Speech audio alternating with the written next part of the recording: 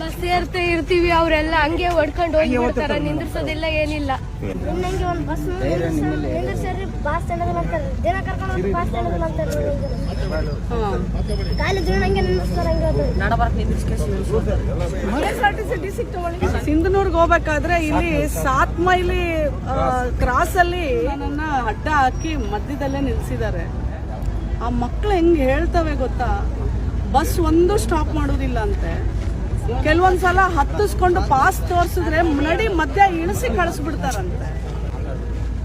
ಆ ಮಕ್ಳು ಗೋಳಾಟ ನೀವು ಒಂದ್ಸಲ ನೋಡ್ಬೇಕು. ಈ KSRTC DC ಅಂದಾಗ ಸೂಕ್ಷ್ಮತೆಗಳನ್ನ, ಎಸ್ಪೆಷಲಿ ಮಕ್ಕಳು, ಹೆಣ್ಣು ಮಕ್ಕಳು, ಮಹಿಳೆಯರು, ಕಾಲೇಜು, ಆಸ್ಪತ್ರೆ ಇವೆಲ್ಲ ಬಹಳ